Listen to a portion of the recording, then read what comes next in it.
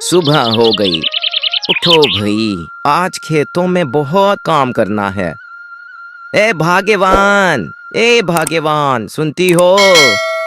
कोई चाय पानी दे दो ताकि खेतों में जाकर काम शुरू कर सकूं। तुम्हें तो बस सोने और आराम से मतलब है। अजी क्या है, सोने भी नहीं देते सुकून से। ना सोते हो ना सोने देते हो। जब देखो खेतों में जा रहा हूँ, खेतों में जा रहा हूँ। मुझ बेचारी का जरा भी एहसास नहीं है किस तरह मुझे सारा दिन अकेले गुजारना है। अगर कभी घर में बच्चे होते तो दिन रात घर काटने को ना दौड़ता मुझे। अच्छा सब्र करो, अब जरा देती हूँ ना। देखो मैंने तुम्हें कितने प्यार से जगाया है और तुमने उठते साथ लड़ना शुरू कर दिया है। अब मेरा सारा दिन ही बुरा गुजरेगा। तहने दो नाश्ता पानी, जा रहा हूं मैं। कोई इतना बदतमीज, कामचोर और गुस्से वाला कैसे हो सकता है भला? मैं तो तंग आ गया हूँ इसकी रोज रोज की बकबक से। चल भाई मन्नू, मेरे प्यारे गधे, उठ काम पर चलें। एक तू ही तो है जो मेरा साथी है हर तरह और मेरा हर हुक्म मानता है। राजू इस गांव का सबसे सादा और अच्छा इंसान था, मगर उसकी बीवी बहुत झगड़ालू और गुस्से वाली औरत थी। औलाद ना होने की वजह से वो और भी चिड़चिड़ी हो गई थी और हर आने जाने वाले से लड़ती थी, यहाँ तक कि वो अपने शौहर को भी नहीं बख्शती थी। सुबह की ठंडी हवा और गांव की हरियाली हर तरह से मुझे तरोताजा कर देती है। पता नहीं एक मेरी बीवी ही इतनी झगड़ालू है या सबकी ऐसी ही होती हैं। अरे पता, अरे अरे ये कौन है? ये तो एक बुजुर्ग हैं। बाबा, बाबा, कौन हो आप और यहाँ क्यों पड़े हो? अरे मैंने आज से पहले तो आपको इस गांव में नहीं देखा। बाबा बोलो भी। अरे लगता है ये तो बेहोश हैं। उठो बाबा, उठो, पानी पियो। उठो, पानी पियो। वो उस बूढ़े बाबा को घर ले आया और अपनी बीवी को खाना पकाने का कहा और उसे सख्ती से कहा कि घर मेहमान आया है तो खबरदार अगर उसने किसी भी तरह लड़ाई करने का सोचा भी।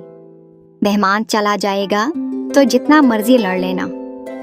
देवी चुप हो गई और उसने नाश्ते का इंतजाम किया। जब बूढ़े बाबा ने खाना खा लिया तो वो लेट गए और राजू उन्हें दबाने लगा। उन्हें काफी तेज बुखार था। गांव में कोई भी डॉक्टर ना था, इसलिए वो उनको ठंडे पानी की पट्टियां करने लगा। लड़के, मैं तुम्हारी इखलाक और मोहब्बत से बहुत मुतासिर हुआ हूँ। मेरे पास तुम्हारे लिए एक तोहफा है। इधर मेरे पास आकर बैठ जाओ और अपनी आंखें बंद कर लो। राजू बूढ़े बाबा के पास आंखें बंद करके बैठ गया। उन्होंने उस पर कुछ मंत्र पढ़कर दम कर दिया।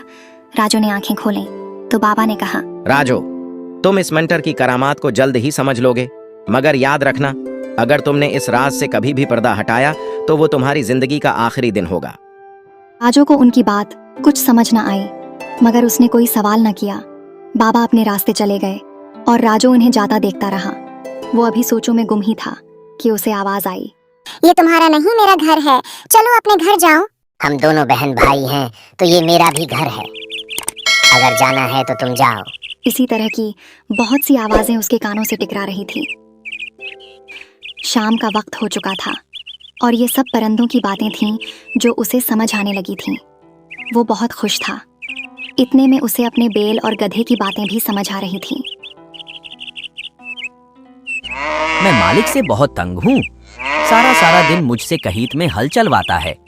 शाम को मेरा जिस्म और टांगें बहुत दुखती हैं। सुबह तक थोड़ा आराम मिलता है तो मालिक फिर मुझे काम के लिए जोड़ लेता है। ये सुनकर गधा बोला, लो भला, इसमें क्या परेशानी है? ये तो बहुत ही सादा सी बात है। तुम बीमार होने का ड्रामा करो, कहाना पे ना छोड़ दो। मालिक समझेगा तुम बीमार हो तो वो तुम्हें काम पर नहीं लेकर जाएगा। अरे हाँ, ये तो बड़ी अच्छी तरकीब बताई तुमने। मैं तो तुम्हें बेवकूफ ही समझता रहा। मगर तुम तो बहुत ही अक्लमंद निकली। अच्छा, आहिस्ता बोलो, कहीं मालिक सुन न ले। अरे बेवकूफ, मालिक को हमारी बातें समझ नहीं आती। तुम परेशान न हो। राजू गधे की अक्लमंदी पर हैरान रह गया। उसने तो तमाम उम्र गधों की बेवकूफ़ी के किस्से सुने थे, मगर आज पता चला कि गधे तो बहुत अक्लमंद होते हैं। उसे अब सुबह के लिए कोई इंतज़ाम करना था, क्योंकि बैल तो बीमारी का नाटक करने वाला था, तो हल चलाने के लिए उसे किसकी मदद लेनी चाहिए, वो सोचने लगा। अचानक उसके जहन में एक तरकीब आई। वो मुस्कुराया और सोने के लिए लेट गया। अगली सुबह राजू वक्त से पहले उठा। वो बैल के पास आया। उसका चारा वैसे ही पड़ा था और वो पूरी तरह बीमारी का नाटक कर रहा था। राजू थोड़ी देर बैल के पास बैठा रहा और फिर गधे को साथ लेकर चल पड़ा। गधे को ये दिन भी आम दिनों की तरह का ही एक दिन लग रहा था, मगर उसे असल हैरानी तब हुई जब राजू ने उसे बैल की जगह हल में जोड़ दिया। मरता क्या न करता के मुताबिक उसे सारा दिन अपने दोस्त की जगह कहियत में काम करना पड़ा। रात तक वो बहुत थक चुका था। राजू ने गधे को बैल के पास ही बांध दिया। वो सुनना चाहता था कि आज गधा बैल से क्या बात करता है। थोड़ी देर बाद गधे ने बैल से पूछा, हाँ भाई, कैसा रहा आज का दिन? बहुत ही अच्छा। आज मैंने खूब आराम किया, चारा कहाया और नींद पूरी की। भाई गधी, तुमने तो मुझे बहुत अच्छी सलाह दी। अब मैं रोज ही ऐसा किया करूंगा। ये सुनना था कि गधा परेशान सी शक्ल बनाकर बोला, भाई वो तो सब ठीक है, मगर मैं परेशान हूँ क्योंकि हम जल्द ही हमेशा हमेशा के लिए जुदा हो जाएंगे। मगर तुम ऐसा क्यों कह रही हो? मैं क्यों जाने लगा कहीं? आज मालिक सारा दिन तुम्हारी वजह से परेशान था।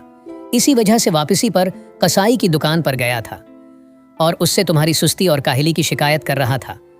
तब कसाई ने उसे मशूरा दिया कि तुम्हें कसाई को बेचकर कोई दूसरा सेहतमंद बैल लेकर काम किया करे। अब मालिक तुम्हें कसाई को देगा तो उसके कहीत तो है नहीं, वो तुम्हें ज़िबह करके तुम्हारा गोश्त ही बेचेगा। अरे नहीं, मैं मरना नहीं चाहता। ये प्यारे गधे, अब मैं क्या करूं? मैं अभी मरना नहीं चाहता। इसका तो बहुत आसान सा हल है। जल्दी से खाओ पियो। मालिक को लगे कि तुम तंदुरुस्त हो तो वो तुम्हें कभी नहीं बेचेगा। गधे की बात सुनते ही बैल उठ खड़ा हुआ और चारा खाने लगा। राजू ने जब ये देखा तो वो जोर जोर से हंसने लगा। वो गधे की अक्लमंदी और बैल की बेवकूफ़ी को बहुत अच्छे से समझ गया था। दरअसल गधे ने जो अक्लमंदी दिखाई थी, उसकी वजह से वो खुद बैल की जगह मुसीबत में पड़ गया था। अब अगर बैल तंदुरुस्त न होता तो राजू रोज उसी से सारा काम करवाता। इसलिए गधे ने अपनी दूसरी बात से बैल को दोबारा काम पर लगा दिया और अपनी जान छुड़वा ली। तो दोस्तों, आपको गधे की अक्लमंदी पर हंसी आई या बैल की बेवकूफ़ी पर? कमेंट करके ज़रूर बताइएगा।